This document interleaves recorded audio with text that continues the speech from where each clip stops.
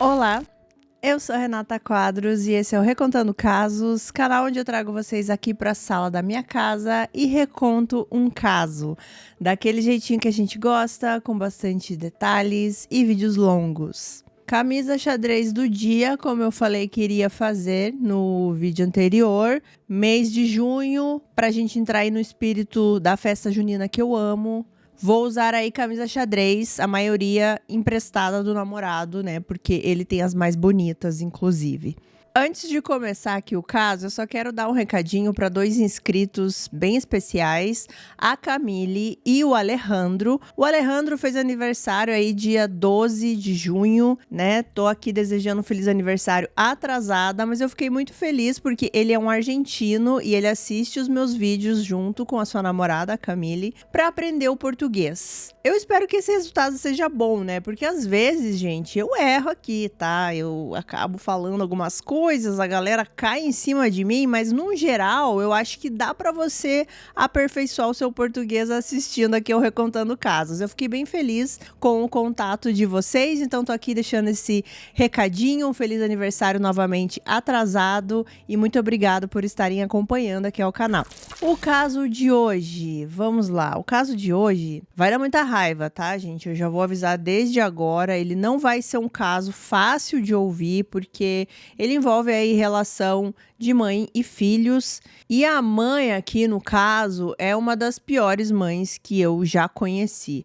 Não só pelo crime em si que ela vai cometer, mas pelas coisas que ela fala depois do crime, no julgamento. Então, preparem aí os seus nervos, coloquem um chazinho de camomila e preparem os dedinhos aí para vocês comentarem conforme eu for contando. Eu achei relevante trazer esse caso aqui para vocês porque eu já conheci esse caso, só que até recentemente a gente só tinha aí uma versão, que era a versão basicamente contada por ela, pela criminosa. Mas no início do ano saiu um episódio do Discovery Investigação, onde uma das filhas que viveu todo o terror que eu vou contar aqui para vocês, deu a versão dela. Então a gente começou a conseguir colocar algumas explicações aonde faltavam e também entender um pouco mais ainda do quanto essa mulher é perversa, porque muitas das coisas que ela falou por aí, agora a gente sabe que foi só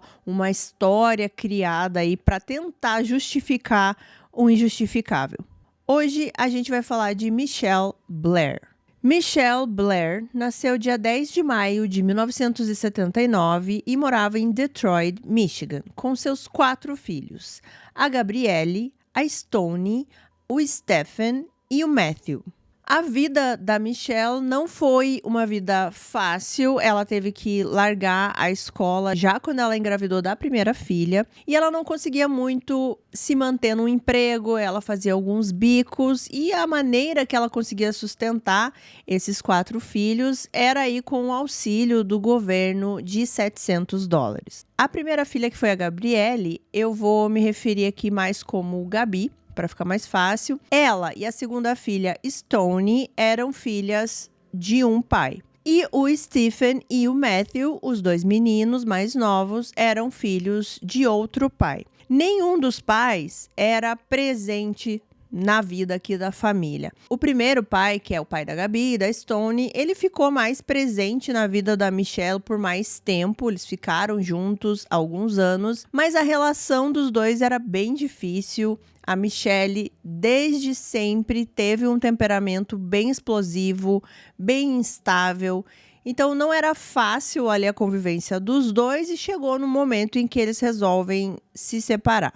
O segundo pai, a gente não tem muitas informações de como que foi esse relacionamento, se ela chegou a ficar bons anos com ele, se eles foram casados realmente. Falando um pouco mais sobre o primeiro pai, que é o que a gente tem mais informações aqui, ele tentou ser mais presente na vida das filhas, ele ficava mais tempo com as filhas, elas iam dormir na casa dele.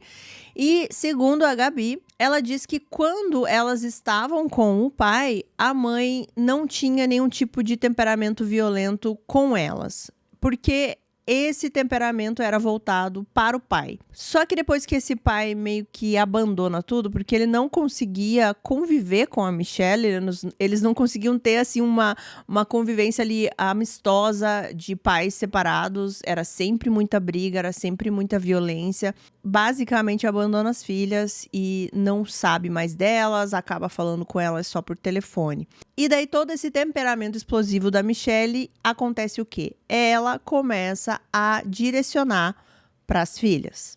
Eu vou relatar muito aqui no vídeo a versão da Gabi, né? Porque é aonde eu consegui aqui as fontes mais atualizadas desse caso. Então ela vai dar muito a versão dela, o que ela viveu. E ela diz que ela nunca se lembra em nenhum momento da vida dela da mãe ser carinhosa com ela ou com qualquer outro dos irmãos. Ela sempre foi essa pessoa nervosa, essa pessoa reativa. Eles tinham medo de qualquer coisa que eles fossem fazer dentro da casa ou que eles falassem para ela, qualquer mínimo comentário, eles tinham medo da explosão, né, de como seria a reação da mãe. Então, desde sempre, era aquele clima pesado, aquele clima de medo. É bem complicado para a gente tentar aqui entender como é você estar na casa junto com a sua mãe e a todo momento você tá com medo dela. A Gabi, ela diz que o máximo que ela conseguia da mãe era às vezes um beijo de boa noite, mas isso não era algo corriqueiro, era exceção. E ela relata uma vez que ela acordou no meio da noite de um pesadelo muito ruim. Imaginem aqui, gente, vocês crianças acordam de um pesadelo e nesse pesadelo você tá vendo que a sua mãe foi atropelada, que a sua mãe tá morrendo nesse pesadelo. Ela acordou desesperada, assustada, assim como qualquer criança acorda de um pesadelo. E ela foi imediatamente procurar a mãe, naquela ânsia assim de ver se aquilo era real. Se não era real, ela precisava ver a mãe para se acalmar. E ela encontra a mãe tirando um cochilo na sala. Ela acabou dormindo, assistindo TV. Ela chega toda apavorada, com medo, chorando e começa a acordar ali a Michelle para receber um abraço, para receber um colo, para receber da mãe aquilo. Não, foi só um pesadelo, eu tô aqui, vou ficar com você. Era isso que ela queria. Mas a Michelle, ela não fazia isso. Ela não era uma mãe amorosa. Na verdade, vocês vão ver que é bem difícil a gente chamar ela de mãe, né? E durante o vídeo vai ficar cada vez mais difícil. Mas enfim, ela acorda, vê a filha chorando, a filha explica que era um pesadelo e ela só fala que ela não quer saber de pesadelo nenhum. E fica extremamente nervosa que ela foi acordada pela filha. Ela manda a filha parar de chorar e voltar pro quarto dormir. Sem um abraço, sem um beijo e sem nenhuma demonstração que fizesse a filha se acalmar um pouco daquele pesadelo. Então, essa era a dinâmica ali da família, né? Da Michelle como mãe. Eu vou relatar outras coisas aqui durante o vídeo e vocês vão ficar cada vez mais nervosos, me desculpem. A Gabi percebeu já desde muito nova que ela não ia conseguir esse carinho de mãe, esse colo, não seria algo que ela ia conseguir da Michelle, então ela tentava conseguir esse conforto em outras coisas. Por exemplo, os livros. Ela leu todos os livros que existiam na casa, alguns até mais de uma vez, porque era ali que ela sentia o seu porto seguro, digamos assim, o seu lugar onde de alguma forma ela se sentia um pouco mais tranquila. Ela acabava se transportando para o mundo desses livros, para outros lugares, qualquer lugar que não fosse a casa dela. E uma coisa que eu achei muito significativo que a Gabi fala e que eu cheguei a comentar alguma coisa sobre isso no caso da família Turpin, que eu trouxe aqui no canal, é que ela sentia que aquilo era algo normal, que todas as mães faziam aquilo com os filhos. Então ela não tinha um parâmetro do que era uma infância legal, uma mãe legal. Ela achava que todo mundo era dessa forma. Outra coisa que ela destaca é que fora da casa, a Michelle, ela era uma pessoa querida. As pessoas adoravam ela, as pessoas tinham ela como uma mãe exemplar. Então ela achava que isso era comum, a mãe ser uma pessoa fora de casa e dentro de casa ela ser mais nervosa, ser mais agressiva. Eu falei isso lá no caso da família Turpin para a gente conseguir entender quando a gente está inserido, né, nesse mundo, nessa coisa assim tão diferente da realidade, mas a gente só conhece aquilo. Então a gente não tem como comparar, não tem como você ter a noção do que o que você está vivendo é errado. Como eu já falei no começo do vídeo, a Michelle ela não conseguia manter o emprego. Ela fazia alguns bicos, mas mesmo assim não conseguia muito dinheiro. Ela tinha aquele benefício do governo. Os pais, até onde eu consegui pesquisar, eles, até certo ponto, eles pagavam a pensão alimentícia, mas chegou no momento que eles não conseguiram mais pagar. Eles só ficavam atrasando e não ajudavam nada financeiramente também. Então, é claro que eles começaram a passar fome. A Michelle não tinha dinheiro para colocar comida dentro de casa. Quer dizer, entre aspas, porque o pouco dinheiro que entrava e também esse dinheiro do auxílio do governo, a Michelle começou a gastar com drogas e com álcool. Ela chegava a servir para os filhos batata enlatada no almoço e na janta. Era só isso que eles comiam. E o menorzinho, que lembrando que eram 4 filhos, né? 2 meninas mais velhas e os 2 meninos mais novos. O mais novinho, às vezes, ele pedia para repetir. Ele não tinha muita noção do que acontecia dentro de casa, né? E a Michelle ficava extremamente nervosa que ele estava pedindo para repetir. E a Gabi, ela conta que mesmo ela estando com fome, e, claro, assim, não era uma comida que ela estava amando comer, né? Mas ela acabava dando a parte dela pro irmãozinho mais novo. E ela passava muita fome. Ela conta que a barriga dela, o estômago, era pra dentro, assim. Ela quase não comia nada. Ela também conta que na escola, ela acabava pedindo pros colegas para comer o resto do lanche deles. Às vezes, um ou outro não comia tudo. E ela perguntava: você vai comer isso daí? Eu posso comer o restante que você sobrou? E eles deixavam ela comer, mas ninguém conseguia entender que ela estava passando fome, né? As crianças, de repente, achavam só que ela queria comer mais, que ela gostava de comer ou qualquer coisa assim. Ninguém conseguia entender o que estava acontecendo na casa dela. Durante todo o tempo que as crianças foram ali se desenvolvendo, entre aspas, né? O temperamento da Michelle só piorava, né? Era aquela bomba relógio. Principalmente as crianças mais velhas, elas ficavam em constante alerta. Elas sabiam que qualquer coisa era motivo para elas apanharem, para elas verem a mãe super nervosa, gritando com elas. Inclusive, assim, coisas, gente, absurdas. Por exemplo, uma das situações que a Gabi relata nesse documentário, que elas estavam assistindo um filme, as 2 meninas, a mãe.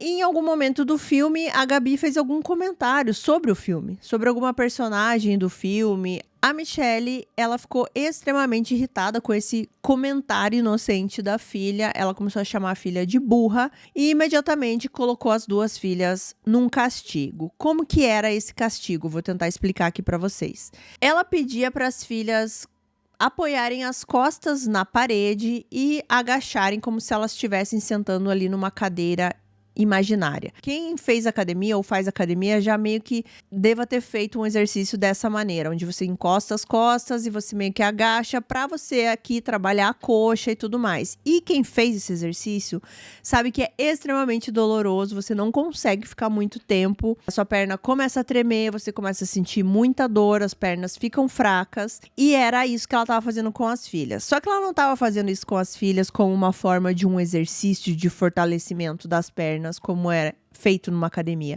Não. Ela deixava as filhas lá durante vários minutos. E a Michelle falava que se as filhas tentassem se ajeitar de alguma maneira, ou se elas caíssem, né? Se elas saíssem dessa posição, o castigo ficaria ainda pior. E nessa ocasião, elas ficaram nessa posição até a mãe terminar o filme. Lembram que eu falei que a Michelle, fora da casa, ela mantinha uma outra imagem totalmente diferente. Os vizinhos ali ao redor achavam que ela era uma mãe excelente, uma mãe batalhadora. No Facebook da Michelle, eu vou colocar até umas imagens aqui, ela sempre fazia referência aos filhos, falando que ela era leal aos filhos e que não existia nada melhor no mundo do que ser chamada de mãe.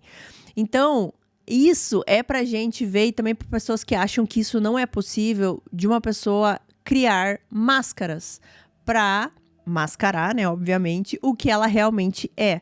Então, para as outras pessoas e para que ninguém desconfiasse do que ela fazia com os filhos, como ela agia com os filhos, ela tinha que passar essa imagem de boa mãe.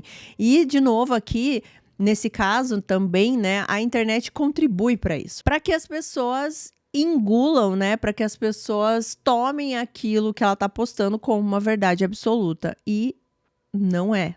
E, gente, essa máscara que ela fazia aí de boa mãe para as outras pessoas colava tão bem que às vezes os vizinhos deixavam os filhos deles com ela. Ela fazia serviço de babá.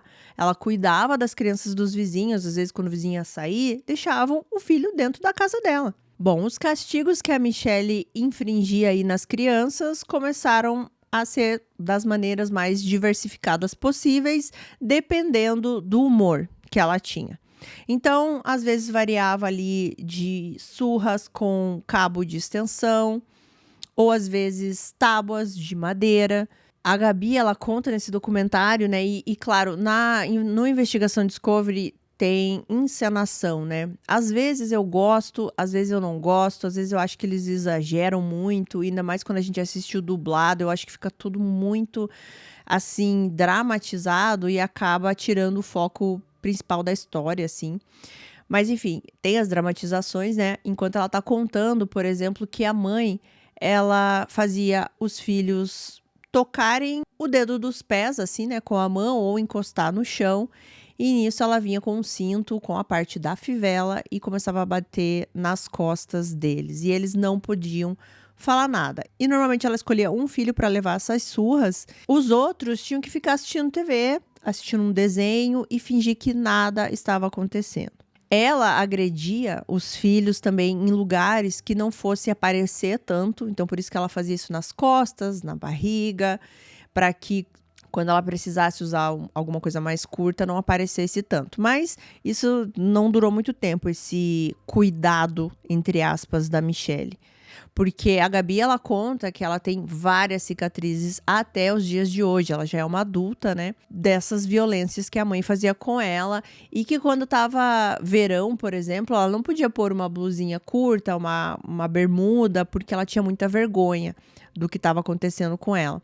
Então, só para vocês terem uma ideia, assim, ela agora adulta contando, ela tem uma cicatriz na boca, assim, no lábio, que foi uma cicatriz de um brinquedo que a mãe simplesmente jogou na cara dela. Ela tem várias cicatrizes de queimadura, tanto na lateral do rosto, como na perna, no braço também, causados ou por ferro mesmo, ou também por seria assim um babyliss ou às vezes até a chapinha, sabe? Esses instrumentos para você modelar o teu cabelo. A mãe às vezes ela ia fazer isso no cabelo da Gabi e do nada ela queimava a filha e daí dizia que tinha sido sem querer, que ela não estava sabendo usar porque era de uma marca diferente do que ela já tinha usado.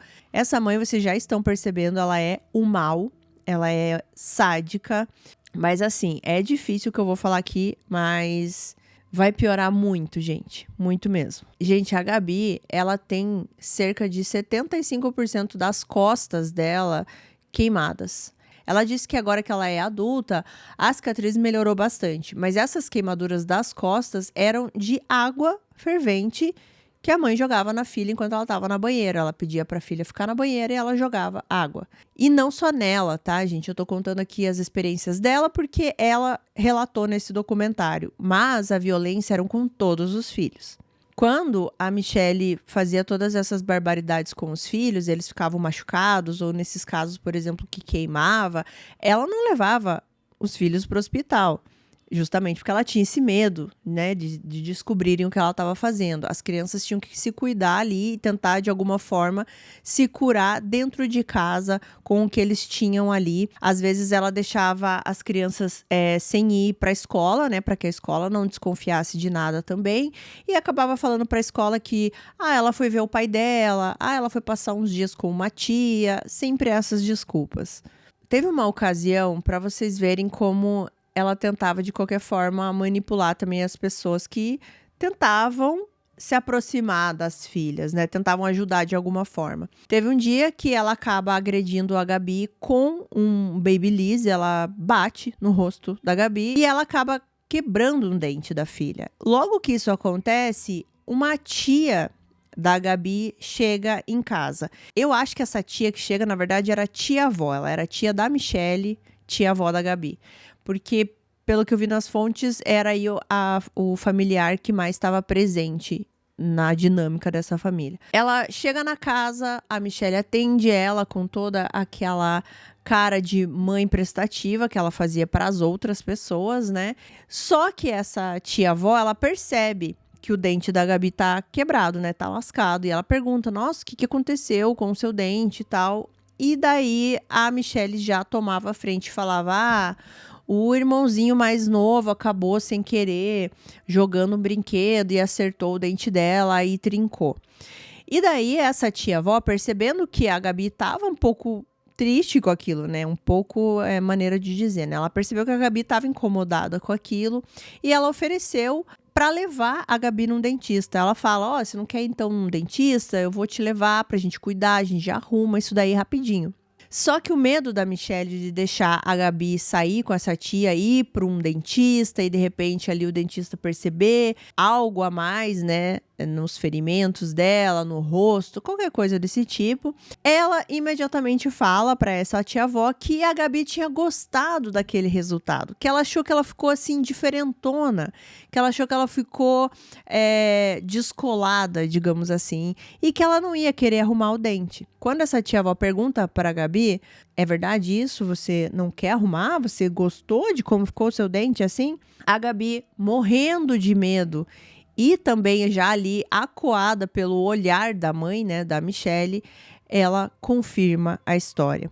Ela conta que ela queria muito arrumar o dente, que ela queria muito ir no dentista, mas o medo que ela tinha da mãe não conseguiu com que ela falasse, né? Tudo isso ela teve que concordar com a mãe para não apanhar depois. Bom, isso aqui, tudo que eu falei para vocês, é para a gente ter aqui um pouco de noção de como era essa família. De novo, aqui eu só vou reforçar que eu tô falando mais do lado da Gabi, porque ela que, depois de tudo que eu vou contar aqui para vocês, sobreviveu a isso e começou a relatar tudo o que acontecia. E é ela que também vai contar muito do que vai acontecer no crime em si, que eu acho que foi muito esclarecedor para quem conhecia esse caso só pela perspectiva da Michelle. Então, agora a gente vai entrar aqui na parte mais pesada do caso, tá, gente? Então, se preparem aí.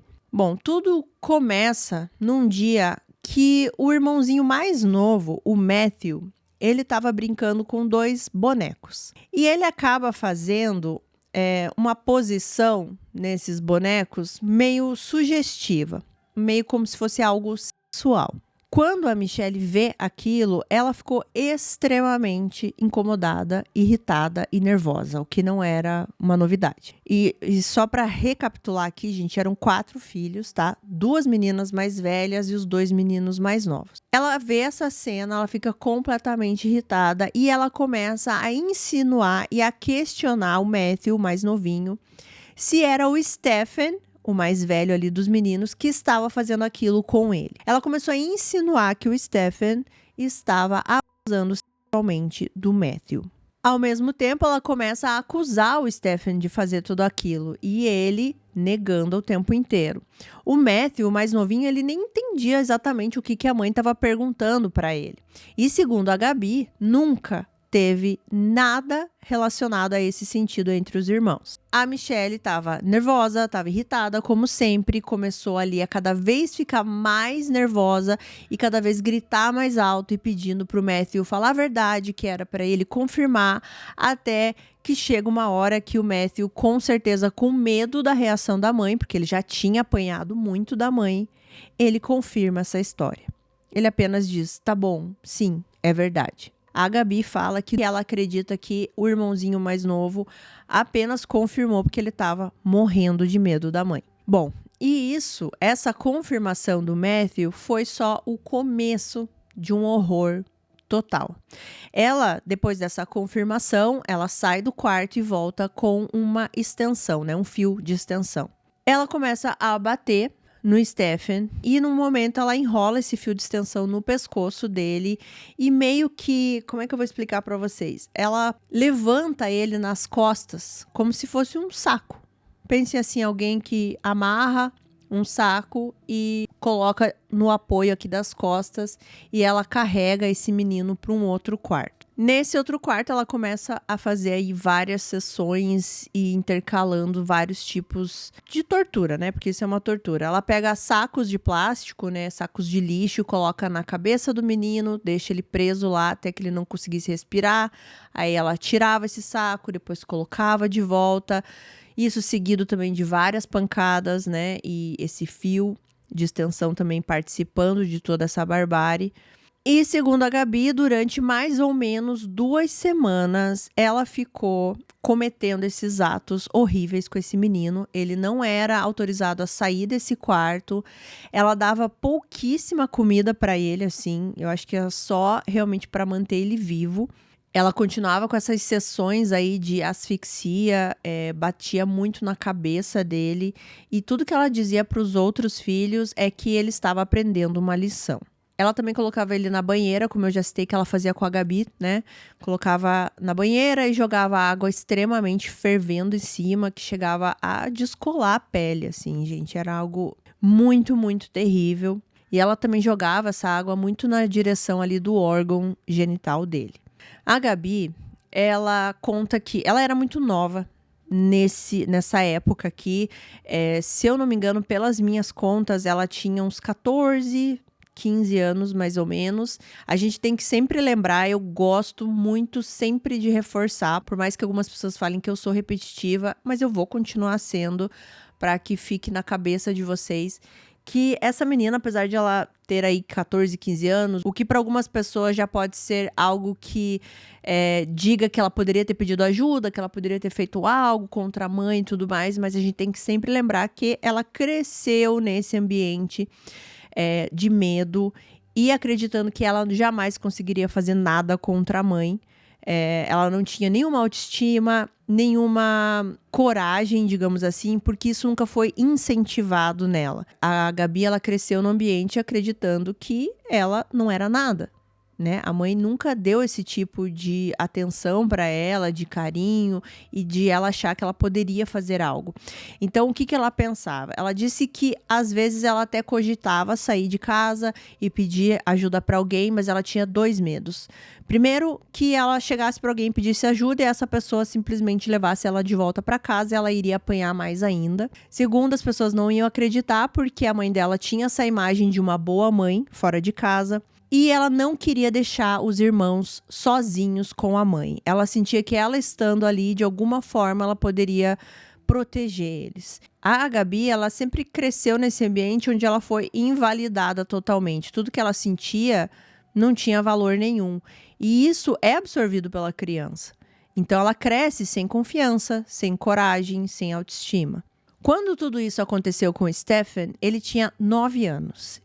Só que ele já era maltratado, né? E acontecia todas essas coisas dentro de casa com ele desde que ele tinha 4 ou 5 anos. A Gabi, ela conta que ela esperava que esse castigo do irmão terminasse, né? Que ela resolvesse parar com toda essa tortura e ele fosse se recuperar e voltar ali a viver como sempre foi, né? Não que fosse algo bom, mas era essa a esperança que ela tinha. E numa noite, a Michelle, ela chama a Gabi para conversar na cozinha. E ela diz pra Gabi que tá bom, que ela acreditava que o Stephen tinha aprendido a lição dele e que o castigo iria terminar. Só que no dia seguinte, que era dia 13 de agosto de 2012, era de manhã, a Michelle grita pra Gabi vir até o quarto ali do irmão.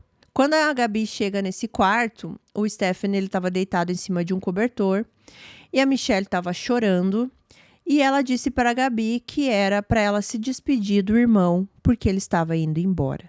A Michelle, ela chorava em cima do filho, pedia desculpas ao filho, falava que amava muito o filho. E o Stephen, ele ainda estava vivo, ele ainda tinha um pouco de força.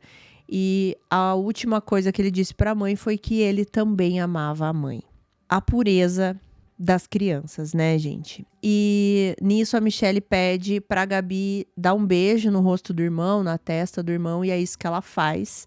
Ela abaixa pra beijar o irmão, ela disse que amava o irmão também, e ele também retribui isso a ela. A Gabi relata que quando o irmão disse que também a amava, ela ouviu um suspiro, o que deu um pouco de esperança pra ela. Ela achou que o irmão iria sobreviver, mas ela percebeu que aquele era o último suspiro dele e ele acaba morrendo. A Gabi, ela fala que ela nunca vai esquecer o barulho desse último suspiro do irmão e que nesse momento ela desabou, ela começou a chorar muito e era um choro assim, que eu acho que tinha muitas coisas aí envolvidas, né? Mas ela começa a chorar muito alto, ela desaba no chão. E ela disse que nesse momento ela não tava nem aí pro que a mãe tava pensando dela, porque normalmente ela não chorava na frente da mãe, ela não demonstrava nenhum sentimento, porque ela sabia que a mãe ia ficar nervosa com ela e ia bater nela. Mas nesse momento ela pensou que azar, eu vou chorar pelo meu irmão, eu vou me despedir do meu irmão. Se a minha mãe quiser bater em mim, que ela faça. Ela não estava se importando com isso, ela só estava ali sentindo a dor de tudo que tinha acontecido. Só que infelizmente esse terror da Gabi não iria acabar, porque a Michelle obrigou a filha a ajudar a se livrar do corpo. Se livrar não é bem a palavra, tá, gente? Porque a Michelle, ela enrola o filho num cobertor, que em algumas fontes eu vi que era o cobertor preferido dele, do que adianta, né? Depois que ela tira a vida do filho, enrolar no cobertor preferido dele. Essas coisas que me deixam com muita raiva, sabe? Se essa mulher... Olha, gente, sério. Mas, enfim. Ela enrola o Stephen nesse cobertor, pede ajuda da Gabi pra levar pro andar de baixo. E a Gabi, ela conta que ela não sabia exatamente o que ia acontecer, aonde a mãe ia levar o corpinho do Stephen, até a hora que elas chegam na frente de um freezer que tinha na sala da casa. Era um freezer desses que a gente abre a tampa aqui por cima, né? Não é freezer tipo geladeira. Freezer de sorvete seria, né? Ela tinha esse freezer no meio da casa lá, tá? Pelo que eu entendi, ficava meio que no meio de uma sala, meio copa, meio cozinha, assim. Ficava onde todo mundo via esse freezer. E nesse momento a Michelle abre esse freezer e ela pede, né, pra Gabi ajudar ela a colocar o corpinho do Stephen dentro desse freezer. A Gabi conta que a situação era tão absurda, era tão surreal, que ela chegava a duvidar que aquilo estava acontecendo. Ela disse que no dia seguinte, ela pensava que aquilo não tinha acontecido, que de repente o irmão ia entrar ali por uma porta e falar, não, é brincadeira, eu tô aqui, nada disso aconteceu. Só que, infelizmente, essa situação era a mais pura verdade. Ela percebeu que seria algo irreversível, que o irmão dela não iria voltar. Agora ela tinha esse segredo, além de todo o medo que ela tinha da mãe, né, de tudo que acontecia ali dentro. Agora ela tinha esse segredo e essa sensação de que, de alguma forma, ela participou desse ato cruel, porque ela ajudou a mãe a colocar dentro do freezer. Então imaginem o que estava passando por dentro da cabeça dessa menina. Fora isso, ela e os outros irmãos também passaram a conviver com o corpo do Steven ali naquele freezer no meio da sala. O clima da casa, que já era horrível, agora ficou ainda mais tenso, porque qualquer briga que acontecia, a Michelle ameaçava os outros filhos que eles acabariam no freezer junto com o Stephen.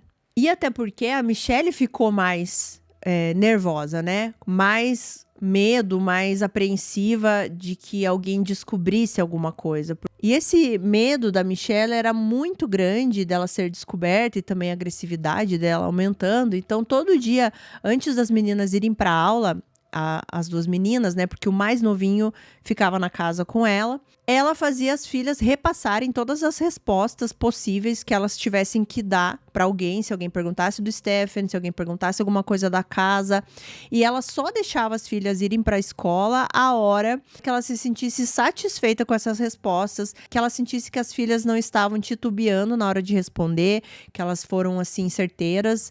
E ela, claro, ameaçava as meninas também. Ela falava que, principalmente para a mais velha, para a Gabi, que tinha participado, né, de tudo aquilo, que se ela quisesse, ela poderia falar para alguém, ela poderia denunciar a Michelle para a polícia, mas que se ela fizesse isso, ela tiraria a vida do irmãozinho mais novo que ficava dentro da casa com ela. Então aquele sentimento de proteção que a Gabi tinha acabava fazendo ela ficar prisioneira nesse dia a dia, né? De querer voltar para casa para proteger o irmão mais novinho. Bom, e a vida se seguiu depois disso, por mais difícil que seja pra gente acreditar. E como isso aconteceu, não sei, mas aconteceu. E nesses primeiros meses, a Michelle, ela até se sentiu um pouco mais acuada, né? Ela não agredia tanto os filhos, ela não era tão violenta com os filhos, mas isso era porque ela estava com medo de ser descoberta, ela estava com medo de dar qualquer passo aí em falso e alguém soubesse o que aconteceu naquela casa. Mas conforme foram passando aí os dias e os meses, ela voltou à dinâmica de ser uma péssima mãe. O ódio dela, essa raiva que ela tinha dentro dela, se voltou para outra filha, a Stormy. Em um dia qualquer, ela começou a fazer basicamente a mesma coisa que ela tinha feito anteriormente, com o Stephen, ela começou a fazer com a Stormy. Ela começou a questionar o Matthew, o filhinho mais novinho, e agora acusando a Stormy de abusar sexualmente dele. Ela começou a dizer que ela era a causadora de tudo e que foi ela que, na verdade, fazia tudo isso com o Stephen e daí o Stephen fazia com o Matthew. Ela começou a colocar a culpa nessa história que ela criou na cabeça dela toda na Stormy. Daí ela também dizia que tanto a Stormy quanto o Stephen abusavam do Matthew juntos, os dois juntos, o que, gente, novamente, nunca foi provado, nunca teve nenhuma evidência, e acho que aqui a testemunha maior de tudo era a Gabi, né, que ela fala que nunca presenciou nada nesse sentido. Então ela começou de novo a questionar o Matthew, a pedir essa confirmação dele, era só o que ela queria, que esse filhinho mais novo, de novo, confirmasse tudo que ela estava falando, tudo que ela estava criando ali na cabeça dela. E, de novo, com medo da mãe, o Matthew confirma a história. Ao mesmo tempo, é claro, a Stormy, apavorada, negava tudo. Porque ela sabia o que tinha acontecido com o Stephen. Ela sabia o que seria agora o destino dela. Mas mesmo assim não adiantou. Mesmo ela negando, ela chorando e dizendo que nada daquilo era verdade, a Michelle, ela ficou enraivecida e começou a bater muito na Stormy, a surrar a Stormy. Jogava essa menina contra a parede, batia muito na cabeça dela com uma tábua de madeira. É dito que a violência que ela fez contra a Stormy foi maior do que a contra o Stephen. Ela também começou aí nos próximos dias a deixar ela sem comer, só que segundo a Gabi, ela não comia nada. O Stephen, ela dava pouca comida ali para ele sobreviver. Mas a Stormy, ela não deu nada de comida. Ela ficou pele e osso nesses próximos dias aí que foram vindo, né? E também essas sessões de tortura, de violência, enfim, tudo que eu já falei aqui que aconteceu com o Stephen. E teve um dia que a Michelle, ela começou a ficar muito nervosa porque tinha uma inspeção agendada para casa. Eu não consegui descobrir exatamente que inspeção era essa, sabe? Se era uma inspeção da casa em si, do imóvel, se tinha alguma coisa relacionada com os filhos, mas eu acredito que não. Eu acho que era algo da casa. Então ela estava muito nervosa porque a filha estava lá naquele estado dentro da casa e essa inspeção iria acontecer. Então ela obriga a Gabi a limpar toda a casa. Ela esconde a Stormy embaixo de uma das camas. Ela coloca assim uma espécie de um edredom, de um lençol que cobria a lateral da cama, né? Então não conseguia ver que tinha alguma coisa embaixo. A Gabi, ela limpando os quartos, porque em alguns quartos tinha marca de sangue na parede, tinha marca de sangue no lençol. E a Michelle obrigou a Gabi a limpar tudo isso e deixar o mais limpo possível para que ninguém desconfiasse de nada, né? Ninguém desconfiasse que alguma coisa tinha acontecido ali dentro. Quando esses inspetores chegam na casa, a Gabi, ela teve um pouco de esperança. Ela achou que, de repente, ela tivesse algum momento ali para falar com eles ou que ela conseguisse mostrar onde estava a Stormy. Só que isso foi já frustrado no começo, porque a Michelle, ela não saía do lado desses inspetores e ela tinha essa máscara social, digamos assim, de quando ela ia falar com alguém que não eram os filhos, ela era uma pessoa super agradável. Então ela desviava o assunto com os inspetores, ela começava a falar de outras coisas.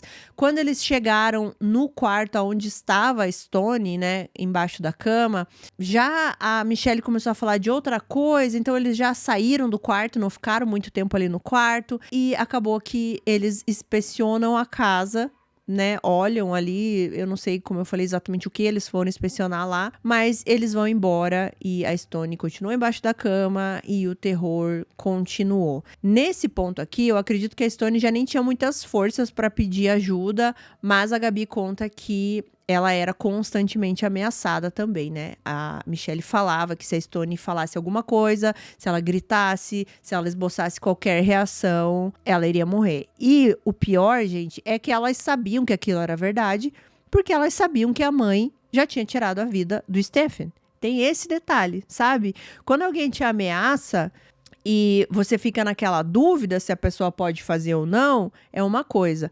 Agora, quando ela te ameaça e você sabe que ela é capaz de fazer, você vai obedecer. Você vai ficar quieta. Eu consigo compreender o medo que elas estavam nesse momento. Bom, no dia 25 de maio de 2013, era um dia que a Michelle estava intensificando essas torturas e essas surras que ela estava dando na Stone.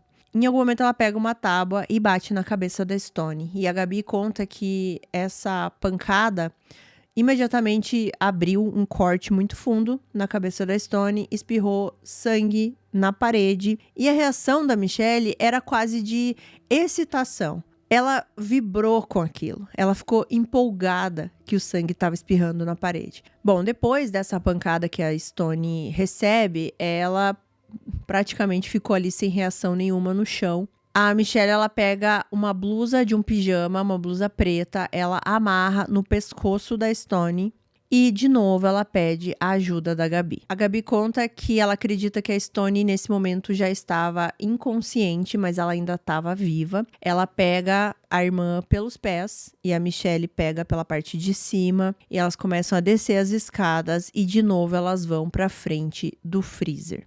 A Michelle abre esse freezer e elas colocam o corpinho da Stone em cima do corpo do Steven. Quando ela faz isso, a Michelle percebe que a Stone estava viva ainda, ela estava respirando. E ela pega um saco plástico, um saco de lixo e coloca na cabeça. E começa meio que a tentar fazer alguma pressão para que ela parasse de respirar.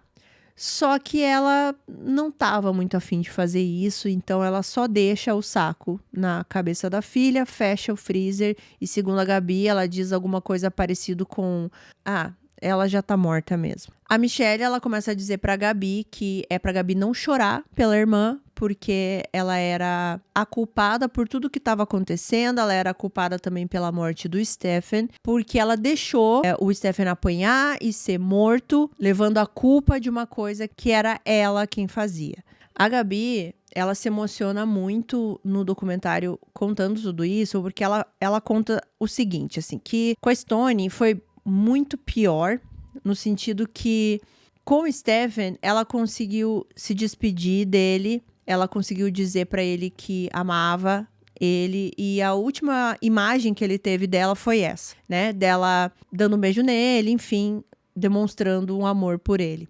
Mas que a Stone, não. A Stone viu, né, de alguma forma, ela estava ali ainda viva quando a Gabi colocou ela no freezer. E que essa imagem, essa ideia de que a Stone tenha entendido ou tenha visto que a Gabi colocou ela no freezer para ficar lá e para morrer, atormentava ela muito.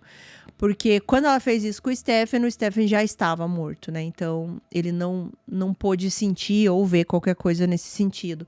Mas que a Stone não, que provavelmente ela entendeu o que estava acontecendo. E a última imagem que ela teve da irmã, da Gabi, foi essa. Ela ajudando a Michelle a colocar ela no freezer. Bom, é claro que depois que tudo isso aconteceu, a Gabi começou a temer mais ainda pela vida dela. Ela, na verdade, ela conta que ela sabia que ela seria a próxima, ela só estava esperando quando isso iria acontecer. E a sensação que ela tinha era essa, assim, que os dias dela estavam contados. Ainda mais se você for pensar no abuso psicológico que é. Você ali estar sendo ameaçado pela sua mãe, que já tirou a vida dos seus 2 irmãos, e aquele lembrete diário de você passar na frente do freezer aonde estão os corpos dos seus irmãos. Então, o seu medo, ele é ali físico, ele tá ali no teu dia a dia o tempo inteiro. Todo dia você tá olhando pra ele. Você tá olhando no que vai acontecer com você. Era esse o sentimento que ela tinha. E ela sabia que aquilo era real porque ela viu tudo aquilo acontecer e porque ela sabia que os irmãos dela estavam naquele freezer. E também, gente, o fato dela ter feito a Gabi participar disso, né? Dela colocar os corpos no freezer. Dela, de alguma forma, cooperar com a mãe. Então, acredito eu que também esse sentimento de culpa e de ser cúmplice de algo. E é claro, né? Eu nem preciso explicar que ela não tem culpa de nada. E 2 anos se passam. Sim, gente, 2 anos essa situação ficou acontecendo aí. O freezer dentro da casa. Ninguém sentiu falta dessas crianças, os vizinhos, a escola, os pais, né? A gente tem que lembrar que cada uma dessas crianças que perdeu a vida tinha um pai diferente. E onde estavam esses pais, né? 2 anos é muita coisa. 2 anos, você nem precisa passar 2 anos, né, gente? Mas assim, 2 anos é mais do que suficiente, mesmo se você for aí um pai divorciado, separado, que não convive, é mais do que suficiente para você sentir a falta do seu filho, mas isso não aconteceu. Mas enfim, vou comentar mais pra frente sobre isso. Bom, a Michelle, ela começou a receber uns avisos de despejo da casa. Bom, eu não sei exatamente como funciona todo esse processo, mas pelo que eu entendi, ela recebe vários avisos antes do dia realmente do despejo. A Michelle, ela tava ficando cada vez mais nervosa com isso, ela não sabia o que fazer, ela não tava pagando ali, né, as prestações da casa, enfim. Quando tava se aproximando do dia realmente do despejo, ela sabia que ela tinha que fazer alguma coisa.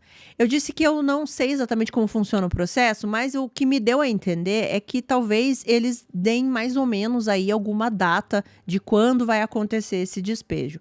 A Michelle, claro, ela estava em desespero com esse despejo, porque ela não tinha onde colocar os corpos das crianças, aonde ela ia colocar aquele freezer, como que ela ia se desfazer daqueles corpos, ela não sabia o que fazer, então ela estava em pânico. Então, num belo dia, ela chega para a Gabi e fala para ela arrumar as coisas que eles iriam sair da casa.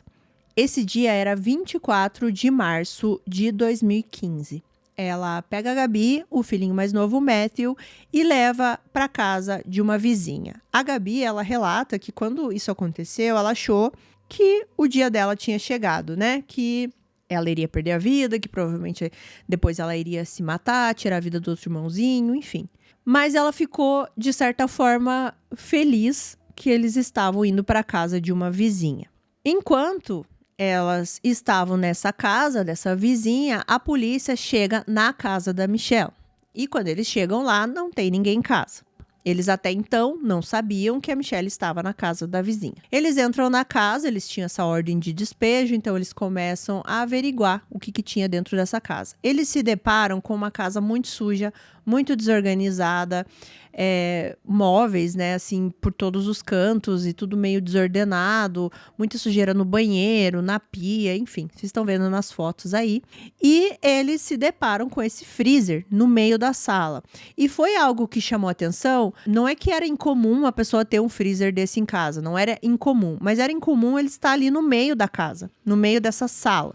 Eles estavam retirando os móveis da casa, pelo que eu pude entender. E quando eles vão arrastar esse freezer, eles percebem que esse freezer estava mais pesado do que eles imaginavam. Então, eles abrem o freezer. E quando eles abrem o freezer, eles já dão de cara ali com o corpo da Stone. Ela estava, claro, completamente congelada. E de início, eles acharam que era o corpo de uma idosa. Eles não conseguiram entender que era uma criança.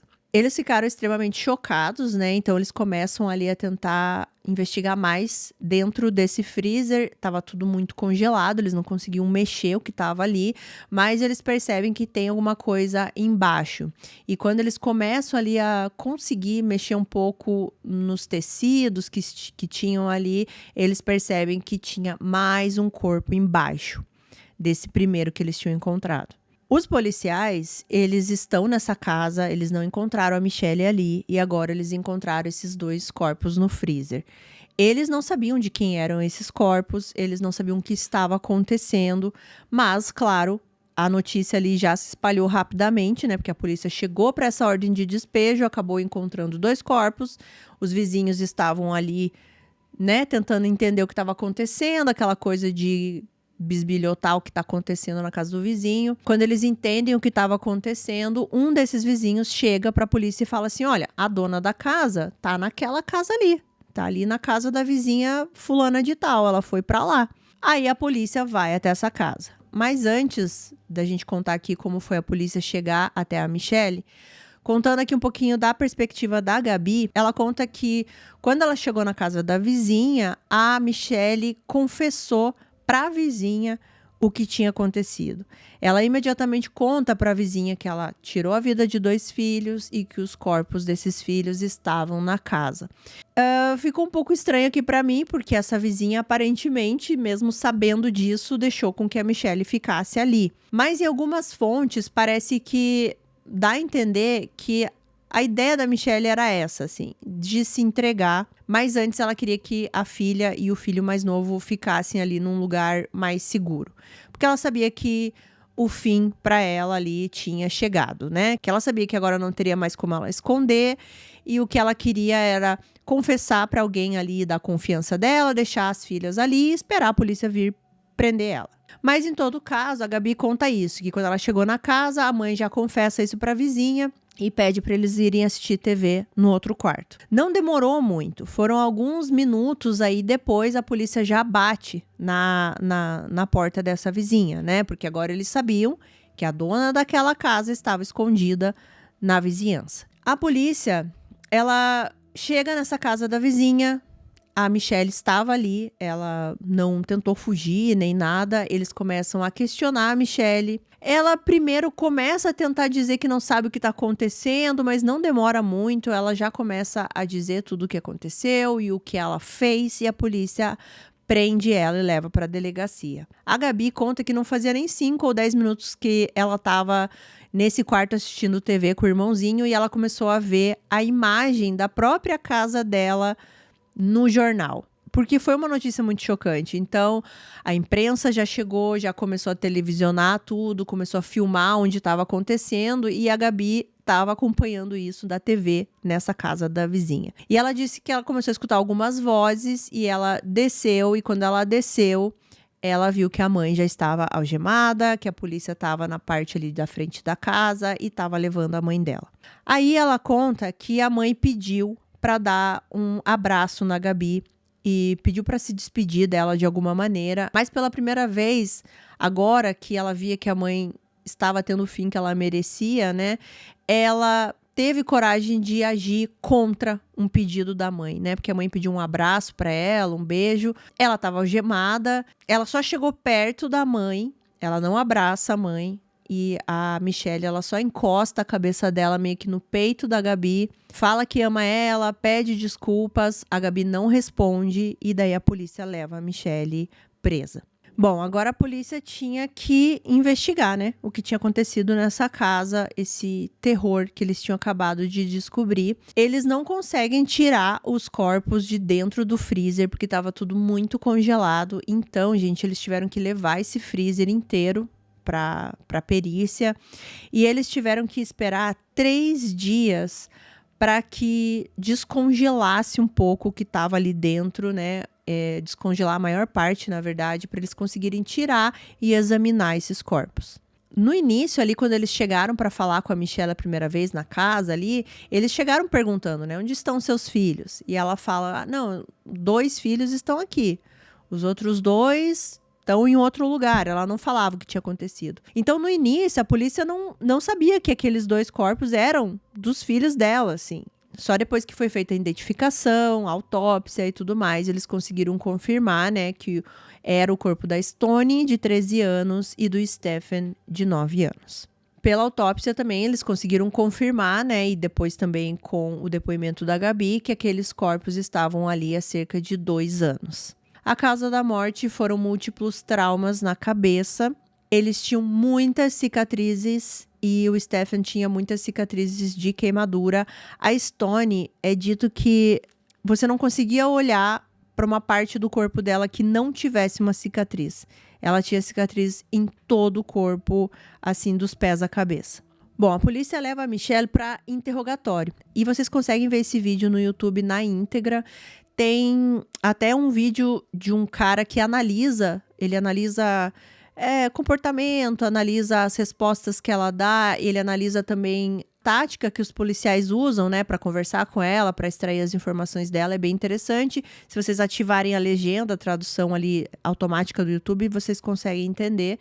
Eu assisti esse interrogatório e é muito, assim, a gente fica muito incomodado. Porque, primeiro, ela tá mais preocupada em contar a versão dela pra tia-avó dela, que eu falei pra vocês que é essa tia-avó que, pelo que eu entendi, era mais presente ali na família. Ela tá preocupada em contar a versão dela pra tia-avó, pra que essa tia-avó não saiba a versão pelos policiais ou pela TV. Ela queria contar o porquê que ela fez aquilo. Quando a policial tá perguntando ali pra ela as informações básicas, né? Nome, endereço e tal. Ela pergunta, quantos filhos você tem? Ela fala, eu tenho 2. Eu costumava ter 4, mas agora eu só tenho 2. Ela pede, gente, vaselina pra passar nos lábios. Gente, olha com o que ela tá preocupada. Nesse interrogatório, a Michelle, ela mostra também as tatuagens que ela tem, que incluem tatuagens com os nomes dos filhos dela e também nomes dos pais das crianças e outras frases. Ela não tem problema nenhum, assim, de escrever o que ela fez. E daí aí que ela começa a contar toda essa história que eu contei pra vocês. Que ela fez isso porque o Stephen tava abusando do mais novo. E que a Stone também fazia isso. E que, na verdade, ela ensinava as coisas pros meninos. E depois, tanto ela quanto o Stephen abusavam do irmãozinho mais novo juntos. Ela cria toda essa história e toda essa justificativa pro que ela fez. E em algumas fontes que você vai ver sobre esse caso, vai meio que tomar isso como uma verdade. O que eu acho muito perigoso, porque a gente tá acreditando numa mulher que tirou a vida de 2 filhos. Eu não sei se eu quero acreditar numa mulher que tirou a vida de 2 filhos, na justificativa que ela está dando, né? Que não tem justificativa para começar. E ainda mais agora, depois que eu assisti esse documentário com a versão da Gabi, que é uma filha que sobreviveu e que já era ali uma pré-adolescente quando tudo aconteceu. Então, eu acredito que essa história toda foi só uma desculpa e, como eu falei no início do vídeo, tentar justificar o injustificável.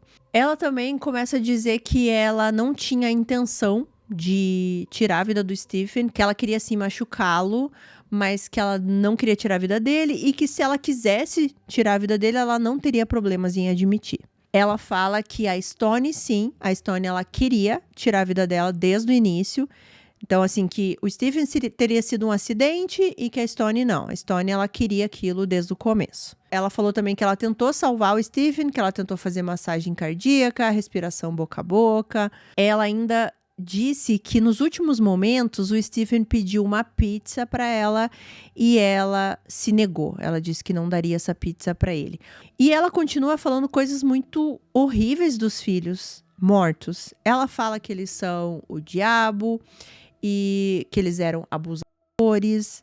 E assim, a gente tem que pensar o seguinte: é possível que isso tenha acontecido entre os irmãos? Sim, é possível. Só que se isso estivesse realmente acontecendo, a possibilidade delas estarem apenas replicando uma coisa que elas viram alguém fazendo é muito grande. E esse alguém poderia ser a própria Michelle ou um dos pais ou algum parente que visitava a casa. Então, o que teria que ter acontecido? Alguém investigado essa família, investigado a Michelle, investigado quem tinha contato com essas crianças. Porque a criança, gente, ela não vai tirar isso do nada, a não ser que façam isso com ela ou que ela veja em algum lugar. E outra coisa, se isso tivesse acontecendo realmente, essas crianças precisariam do quê? de tratamento, né? De serem afastadas ali daquele ambiente, de serem cuidadas por pessoas que pudessem resolver aquilo e não serem assassinadas. De qualquer forma, aqui a Michelle é um monstro. De qualquer forma, se você quiser acreditar na versão de que acontecia tudo isso ou na versão que não acontecia, a Michelle está errada, porque não era a maneira certa de se lidar com isso. Perguntaram para ela por que ela colocou a Stone em cima do Stephen no freezer. E o que ela respondeu foi que ela só tinha um freezer. Aonde mais ela iria colocar? Ela também disse que o filhinho mais novo, o Matthew, falou para ela que ele amava muito ela e que ele estava grato porque ela tinha salvado ele de toda aquela situação. O que possivelmente é uma mentira, porque o Matthew, ele acabou falando aí numa audiência que teve posteriormente, e ele disse que ele sofria muito na mão da mãe, que ele queria que ela fosse presa e que ele viu os irmãos sendo mortos. Então, gente, é por isso que eu digo que não dá pra gente acreditar na versão que ela conta dos fatos. Outra coisa que aconteceu nesse interrogatório foi que ela pediu para essa oficial que estava interrogando ela que ela fosse até os filhos, né, a Gabi e o Matthew, e dissesse para eles que ela estava enviando um abraço, que ela amava muito os filhos e que era para ela dizer que a Michelle não estava chorando porque ela não queria que os filhos se preocupassem com ela, caso eles soubessem que ela estava chorando. O que eu vou dizer de uma pessoa dessa? Bom, na sexta-feira seguinte, que os corpos foram encontrados, foi feita uma vigília aí em nome das duas crianças. Eles foram até a frente dessa casa, fizeram orações, soltaram balões, colocaram vários presentes ali na frente da casa. E as pessoas ali, os vizinhos, eles começaram a falar muito sobre o senso de comunidade, né? Foi levantada essa questão que eu já até comentei aqui. Como duas crianças somem do nada e ninguém da vizinhança percebe, né? E ninguém da vizinhança se questiona onde elas estão. Por que ninguém foi mais bisbilhoteiro, digamos assim, né? Teve uma vizinha até que, se eu não me engano, ela disse algo parecido com isso, que quando tem criança envolvida, as pessoas têm que ser bisbilhoteiras, sabe? Tem que entender o que está acontecendo, por que a criança não aparece mais, por que a criança não brinca, por que ela não sai. Tem que se fazer esses questionamentos. Um dos amiguinhos do Stephen, ele falou que ele percebeu, né, que o amigo não estava mais ali para brincar com ele, e ele questionou a Michelle, né, onde estava o Stephen, onde ele tinha ido, e ela disse que ele tinha ido passar uns dias na casa do pai. Só que foram passando-se os dias aí, o Stephen não aparecia e ele também parou de questionar. E esse menino também disse que a Michelle era uma pessoa muito querida com ele, que ela tratava esse menino muito bem. É muito triste a gente saber que duas crianças sumiram de uma vizinhança e ninguém prestou atenção. E, de novo, aqui, os pais dessas crianças também não prestaram atenção, sabe? É de cortar o coração. Elas simplesmente morreram e ninguém ligou para elas. A não ser a irmã mais velha que viu tudo aquilo, o irmãozinho mais novo que viu tudo aquilo, e só. Essa tia-avó que eles tinham também, que meio que ia até a casa, não se sabe exatamente se ela sabia de alguma coisa, se ela desconfiava de algo, mas em algumas fontes eu vi que em certo momento a Michelle meio que cortou a relação com essa tia-avó, assim, ela só falava com ela por telefone, não ia mais na casa dela e ela também não ia mais na casa da Michelle. Então, ela prepara todo o terreno, né, para ela ficar segura, e ela faz isso usando as máscaras que ela precisa usar para convencer as pessoas. Bom, a Michelle, ela foi presa e colocada sob uma fiança de $1 milhão e foi acusada inicialmente pelo abuso infantil e só depois ela foi acusada pelos 2 assassinatos. No YouTube também tem vários vídeos aí das audiências dela, do julgamento. Pelo que eu entendi, primeiro teve uma audiência dessa parte aí das acusações de abuso infantil e depois aí teve o julgamento dos assassinatos, onde também trouxeram os pais das crianças. Então vocês conseguem ver isso no YouTube. Mas depois ela recebeu várias outras acusações, cerca de mais ou menos 17 acusações diferentes, e entre essas acusações incluíam homicídio culposo em primeiro grau, assassinato premeditado em primeiro grau, tortura, entre outras. e eles conseguiram entrevistar os outros 2 filhos sobreviventes da Michelle, né, a Gabi e o Matthew. E eles conseguiram entender toda a dinâmica, né, tudo que acontecia nessa casa e o porquê que a mãe estava contando toda aquela história absurda dos abusos e enfim. E eles começaram a ver que realmente não era uma coisa específica naquele momento. Ela surtou porque ela descobriu que os filhos estavam fazendo aquilo entre eles. Não, ela era extremamente violenta e ela batia muito nos filhos desde sempre. Não foi um dia que ela estourou e resolveu fazer aquilo. Não, era algo cotidiano na família. Elas também passaram por exames, né, no corpo e eles conseguiram detectar várias e várias cicatrizes, tanto cicatrizes bem antigas quanto mais recentes, cicatrizes de queimadura, como eu já falei, né, na Gabi, mas também tinha muitas marcas que fazia assim meio que um desenho de um laço, como se fosse ali o fio de extensão que ela dobrava e batia nos filhos, então ficava aquela forma assim de um laço, sabe? Terrível, assim. Então a polícia entendeu o horror que essas crianças viviam. A Gabi, ela pôde contar, né, tudo aquilo que eu já relatei aqui pra vocês, que a mãe não levava eles nem em médico, nem em dentista, em lugar nenhum, para não descobrirem todas essas cicatrizes que eles tinham. Ela mostrou todas essas cicatrizes que eu também já relatei aqui pra vocês, da boca, do rosto de queimadura, nas costas, braço, perna, tudo. Quando tudo isso aconteceu, claro que as pessoas que conheciam a Michelle do lado de fora da casa ficaram chocadas, porque elas não conseguiam entender como que aquela mãe amorosa, aquela mãe que elas admiravam, tinha feito tudo aquilo. Algumas pessoas chegaram a relatar que a Michelle gostava de falar muito bem dos filhos e que ela tinha dentro de casa na geladeira os trabalhos dos filhos, o tanto que ela era orgulhosa do que eles faziam, né, trabalhos escolares.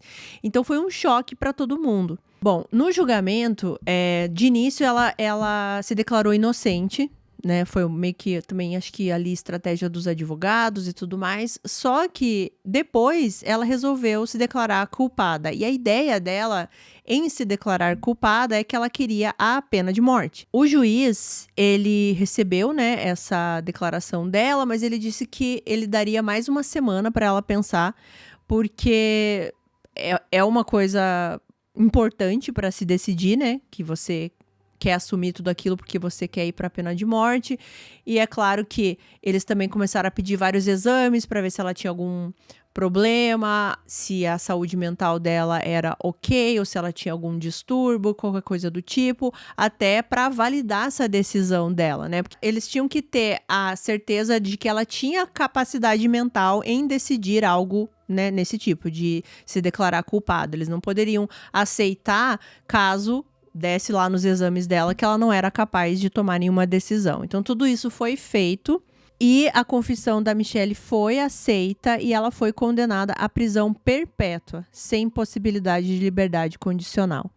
E eu já vou falar sobre essa condenação, porque a Gabi fala uma coisa bem importante sobre isso, mas aí só comentando um pouco mais sobre o julgamento, os 2 pais, né, eles foram nesse julgamento e a Michelle, ela ficou completamente fora de si quando eles apareceram nesse julgamento, principalmente o primeiro, né, que é o pai da Gabi e da Stone, porque ele foi, pelo que eu entendi, o que mais falou nesse julgamento. Ela ficou extremamente irritada, ela começava a xingar, ela gritou várias vezes no tribunal que ela fez mesmo, que ela matou mesmo, e ela meio que tentou jogar a culpa em cima dos pais. Ela começou a dizer que eles não foram lá, que eles não foram atrás dos filhos e que agora estavam ali tentando bancar de pai. E assim, é uma coisa muito que dá uma raiva na gente, né? Porque eles têm a versão deles, de que eles não tinham dinheiro, eles não moravam na mesma cidade, então eles não conseguiam visitar frequentemente. Mas assim, gente, existe telefone, aqui já existia internet, né? Assim, um celular, qualquer coisa que você consiga se comunicar com o seu filho. E aparentemente não existiu isso, porque tanto o pai da Stone quanto o pai do Stephen, eles tiveram contato com os filhos um pouco antes deles morrerem e depois nunca mais. Depois desse último contato, eles morreram e os pais não quiseram mais saber dessas crianças, não foram mais perguntar, não foram atrás. Então, existe um pouco aí também de culpa em cima deles. É claro que quem tirou a vida das crianças foi a Michelle, tudo mais, mas assim, a presença que esses pais poderiam ter dado para essas crianças, né, essa constância na vida delas, talvez tivesse mudado alguma coisa. Não sei, de novo, a gente tá aqui no e se, né, se tivesse sido assim, assado. Mas assim, eu fico um pouco incomodada, sabe, com essa ausência dos pais, né, essa coisa assim de não se preocupar, de não perguntar. Você é pai, você tem 2 filhos, né, cada um deles tinha 2 filhos com ela, e parece que eles não estavam nem aí. O outro pai, o pai do Matthew e do Stephen, parece que ele tinha aí problemas com o crime, ele ficava indo e saindo da prisão. Tanto um quanto o outro não pagava pensão, né? Não tinha como pagar pensão, estavam vários meses e anos aí atrasados, parece. Não sei, gente, não sei nem o que dizer sobre essa situação, só sei que ela é extremamente triste pelas crianças, né? Que não pediram para nascer e nasceram numa família tão, assim, desestruturada, com uma mãe dessa e com pais que com certeza poderiam ter feito melhor. Uma coisa que foi falado pelo pai da Stone e da Gabi é que ele não conseguia ver as filhas, que a Michelle, ela tentava dificultar o máximo possível, ela não deixava ele pegar as filhas, não deixava que elas fossem ver ele, o que pode ser verdade, já que a gente conhece aqui o perfil da Michelle, ela poderia realmente dificultar isso, né? Mas existem maneiras que você pode fazer de querer ver seu filho, se você realmente quer e se preocupa com o seu filho. Acontece, né? De ter uma separação mais difícil, pais vão morar em outros lugares, não convivem bem, brigam, tem que colocar a justiça no meio, mas se é da tua vontade, se você quer saber onde tá o teu filho, você consegue saber onde tá, você liga pro teu filho, você vai atrás, você vai atrás da justiça, você vai atrás dos seus direitos como pai ou como mãe. Então, acho um pouco complicado simplesmente dizer, ela dificultava que eu visse as minhas filhas, então eu desisti, né? Enfim. Agora, uma coisa muito importante sobre esse pai, primeiro, tudo que eu tô falando aqui é do primeiro, tá? Da Gabi e da Stone, porque o outro pai, gente, eu não consegui achar praticamente nada, tá? Mas esse pai, ele parece que lá mais ou menos em 2005, 2006, quando as meninas eram menores, ele chegou a fazer uma denúncia contra a Michelle, porque ele tava suspeitando que ela tava já abusando e batendo nessas meninas. E o que foi feito? Ela levou um aviso, ela ficou um tempo sem poder ver as crianças, que pelo que eu entendi ficou com o pai. Só que ela passou por vários tratamentos e várias etapas ali para poder recuperar essa guarda das filhas. Ela cumpriu todas essas etapas e, né, obteve a guarda das filhas de novo. Ou seja, lá atrás já teve uma denúncia, lá atrás já devolveram essas crianças para essa mulher. O que é bem preocupante, né? Porque se lá atrás já tivessem feito algo, né, a gente já sabe que não estaríamos aqui falando desse caso. Mas aqui, só para a gente finalizar essa parte dos pais, eu não quero de maneira nenhuma tirar deles essa dor de perder um filho, né? Porque os dois perderam e com certeza eles carregam uma certa culpa por tudo que aconteceu. Então eu respeito muito isso. Então eu acho que eles já sofrem bastante com tudo isso. Bom, a Gabi e o irmãozinho caçula, eles ficaram morando com essa tia-avó e pelo que eu vi no documentário do Discovery Investigação, foi algo que a Gabi gostou. Foi um final que ela ficou satisfeita. Principalmente o irmãozinho, né? Porque agora ela já é adulta, eu acredito que ela já não deva morar com essa tia-avó, mas logo depois que tudo aconteceu, os dois foram morar com ela. E o mais novinho foi adotado por essa tia-avó. Ela conta também que ela lembra quando ela via a mãe dela no noticiário e nas imagens do julgamento, que ela gritava e que ela falava todos aqueles horrores dos irmãos dela, né? Falavam que eles eram o diabo e que ela matou. E, inclusive, gente, ela fala frases muito terríveis.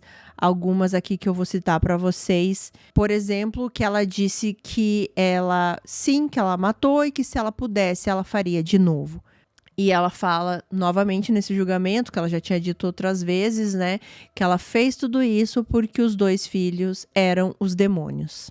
A Gabi conta que ela tem muita vergonha, que ela tem nojo quando ela via essas imagens, assim, ela ficou muito ultrajada. E ela comentou sobre a sentença da mãe. Ela disse que, de início, ela ficou chateada que a mãe não pegou a pena de morte. Só que depois ela achou melhor, porque ela disse que a morte para ela seria uma bênção. E que ela quer que a mãe viva muito tempo e que todos os dias ela se lembre o que ela fez com os irmãos, né, com os próprios filhos. E ela fala que se tem uma coisa que a mãe dela merece é viver com essa dor todos os dias. A Gabi, ela conta que durante os primeiros anos ela viveu muito deprimida, com muito ódio, que ela não sabia, assim, como ser feliz, que ela sentia que ela não deveria ser feliz, que ela não deveria ter sobrevivido, ela ficou se sentindo mal com isso, que ela deveria ter tido o mesmo fim dos irmãos. Ela disse que ainda sente muita raiva da mãe, mas que não é mais aquele ódio descontrolado que ela tinha, e que ela saber que a mãe está presa é como um ponto final. Ela conta que quando ela fez 24 anos, a Gabi, né, a mãe entrou em contato com ela, e entrou em contato por uma ligação, se eu não me engano, e ela chorava muito e pedia perdão, e dizia que ela não queria ter feito mal para os filhos, que ela queria desfazer tudo que ela tinha feito, que ela amava a Stone, que ela amava o Stephen, que ela tinha muito remorso pelo que ela fez e que ela chorava quase como um bebê. Ela disse que o impulso inicial dela foi falar: tá tudo bem, né? É isso, vamos continuar. Mas ela pensou e disse assim: não tá tudo bem e nunca vai ficar tudo bem. E que daí ela disse pra mãe que ela sabia que ela estava arrependida e que ela nunca iria perdoar o que a mãe fez. Porque perdoar seria aceitar o que ela fez e isso ela não ia fazer. E ela disse que depois dessa ligação, depois que ela disse isso pra mãe, ela sentiu um alívio muito grande. Porque ela sentiu que a mãe tinha remorso. E ela ficou até feliz por isso, porque o remorso, ela disse que pode causar uma dor muito grande, que ele pode até rasgar a pessoa por dentro. E é exatamente o que ela acredita que está acontecendo com a mãe, e que para ela é como se ela estivesse se vingando da mãe, sem precisar mexer um dedo. Ela também conta que depois de tudo isso foi bem difícil, assim, não superar, né, mas continuar vivendo, porque ela disse que nos primeiros meses e anos, ela se olhava no espelho e ela só conseguia ver as cicatrizes que a mãe dela tinha deixado nela, né, cicatrizes físicas mesmo, e claro, as emocionais também, mas ela disse que ela se olhava no espelho e ela já olhava a cicatriz no lábio, ela já olhava de queimadura, olhava no braço, mas que foi passando o tempo e agora ela consegue olhar para quem ela é, olhar realmente quem é a Gabrielle, né? E essas cicatrizes ficaram em segundo plano, assim, agora ela consegue se encarar no espelho. Bom, sobre pessoas como a Michelle, a gente sabe que talvez tudo aquilo que ela disse para a filha, né, esse choro e dizer que tem remorso e tudo mais, a gente não sabe se isso é verdade ou não, porque dentro da prisão a Michelle continua agindo como ela sempre foi. Desde que ela foi presa, ela foi já acusada 2 vezes de agredir funcionários. Ela também foi acusada de jogar as próprias fezes e urina em um agente penitenciário. É dito que ela cospe nas pessoas, agride as pessoas, ameaça matar as outras pessoas. Ela chutou um policial no estômago e no braço em 2019 e ela teve cerca de 49 incidentes contra ela desde que ela está na prisão. Ela chegou a ficar em solitária durante um tempo, mas parece que agora ela já está na cela comum. E eu encontrei um podcast, gente, assim, eu não sei qual a opinião que eu tenho sobre esse podcast, mas enfim. Pelo que eu entendi, é um criador de conteúdo aqui no YouTube e ele entra em contato com criminosos na prisão, para que eles falem o que eles estão a fim de falar, e eu encontrei esse podcast quando esse cara fala com a Michelle. E eles gravam ali essa ligação e ela fala o que tá a fim de falar. E essa entrevista, pelo que eu entendi, foi logo depois que saiu esse documentário que eu já mencionei aqui durante todo o vídeo do Discovery, onde a Gabi fala a versão dela. E a Michelle, ela fica batendo na tecla que ela aceita todo o ódio que a filha tem dela, ela aceita que todo mundo fale as coisas horríveis que ela fazia contra os filhos, mas que ela não ia aceitar a Gabi negando o que tinha acontecido dentro da casa. né, que era sobre esses abusos entre os irmãos. E aqui eu vou trazer uma parte da história da Michelle, que ela fala nesse podcast, mas eu encontrei também em outras fontes. Mas antes de eu entrar nessa parte, eu preciso só esclarecer uma coisa, porque tem muitas pessoas que confundem as coisas, gente. Entendam o que eu estou falando aqui, que é claro o que eu vou falar. Eu não estou justificando o que ela fez, porque não tem justificativo o que ela fez. Mas eu vou entrar numa questão aqui agora da infância dela, tá? E isso não quer dizer assim, porque tem muita gente que comenta assim, quando acontece isso, sempre tem uma desculpa da infância, sempre tem uma justificativa na infância. Gente, não é desculpa, não é justificativa. Até porque a gente sabe que tem pessoas que têm infâncias terríveis e não fazem nada, e tem pessoas que têm infâncias boas e fazem coisas horríveis. Mas a gente tem que entender que sim, que o que você viveu na sua infância, o que você viu na sua infância, vai determinar como você vai ser como adulto, seja pro lado bom quanto pro lado ruim. Um exemplo aqui que agora eu lembrei na minha cabeça só para facilitar para vocês. A história do herói e do vilão. Normalmente quando tem um vilão e um herói, os dois sempre sofreram alguma coisa muito terrível na infância. Estamos falando aqui de ficção, tá? Qual que é a diferença? A diferença é como que essas pessoas vão agir com isso. O herói, ele resolve pensar assim, bom, eu sofri muito, eu não quero que ninguém sofra o que eu sofri. O vilão pensa, eu sofri muito, então agora todo mundo vai sofrer o que eu sofri. Essa é a diferença. Mas que existe sim uma influência, que existe sim um fator ali da nossa infância no que seremos adultos, isso existe, gente. Não é uma justificativa. Mas o que eu vou falar aqui da infância dela é o seguinte. A Michelle, ela conta que quando ela era criança, ela foi abusada, tá? E ela foi abusada por uma tia, se eu não me engano, ali da família. E ela contou pra mãe. E a mãe não fez nada. Inclusive, a mãe pouco teve qualquer atitude. Ela continuou convivendo com essa tia. Essa tia continuou abusando da Michelle. Ela se sentiu, digamos assim, abandonada pela mãe, né? Aí, em alguns lugares que eu fui pesquisando, falando sobre isso, é que, sim, isso causou alguma coisa dentro da Michelle, né?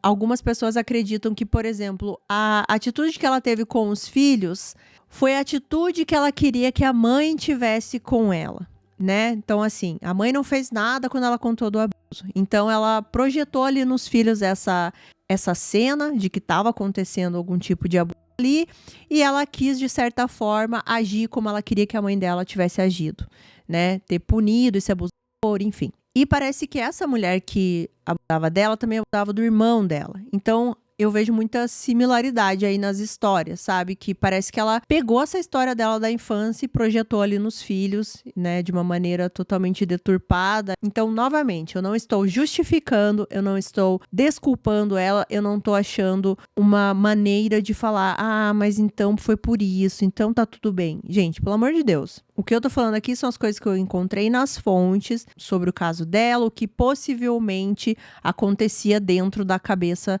louca dela, baseado no que ela viveu na infância. Isso não quer dizer que seja uma justificativa. De novo, falando pela 100ª vez, porque eu sei que vai ter alguém que vai comentar isso.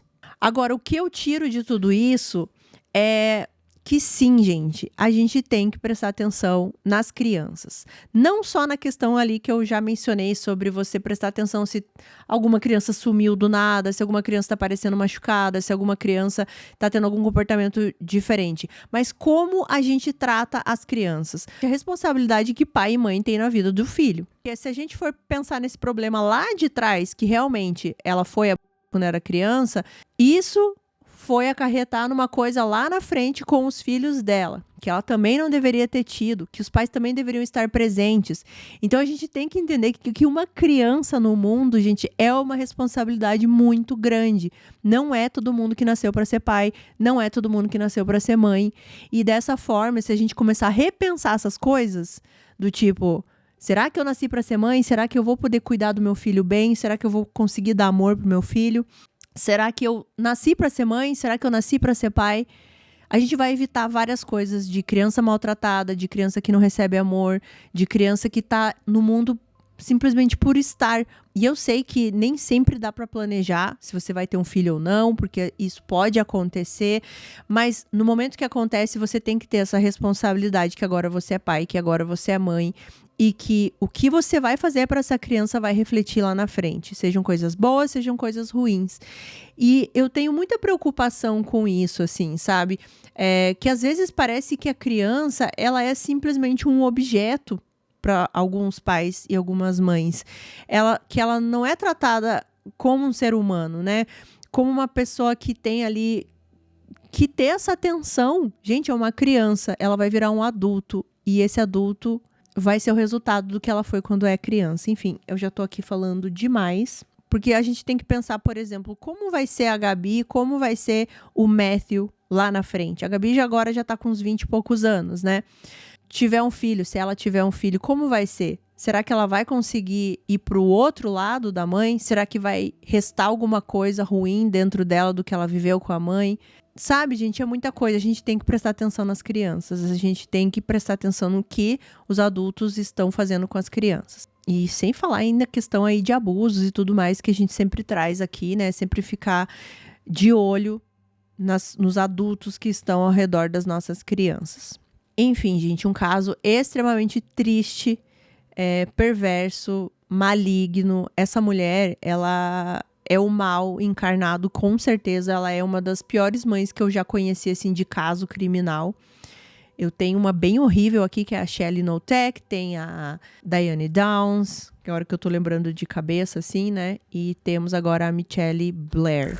E é isso pro caso de hoje, gente. Eu espero muito que vocês tenham gostado. Esse caso, ele me traz várias reflexões aqui, mas qualquer coisa escrevam aqui embaixo para mim o que vocês pensam de tudo isso, o que vocês acharam desse caso, se vocês já conheciam. O caso me drenou a energia total das coisas que a gente acaba pensando, né, sobre ele, enfim. Um agradecimento muito especial para os membros do canal aqui do Na Sala da Minha Casa, esses nomes maravilhosos que vocês estão vendo na tela. Se você quiser fazer parte dos membros, tem um link aqui na descrição, lá tem um vídeo explicando certinho, existem 2 pacotes que você pode escolher. Se você não puder ser membro, tá tudo bem. Eu fico muito feliz que você está aqui comigo até o finalzinho do vídeo, que você comenta, compartilha e dá o like, tá bom? Vai me seguir lá no Instagram, lá eu não falo de crimes, é mais o meu dia a dia. Se você quiser, eu tô por lá também. Vou deixar aqui alguns vídeos para você assistir depois desse, alguns vídeos que eu citei nesse aqui, a Diane Downs, a Shelley Notek. Se você já assistiu, clica aqui no meinho na minha cara e escolhe outro vídeo para você assistir, tá bom? A gente se vê num próximo vídeo. Fiquem bem. Até mais.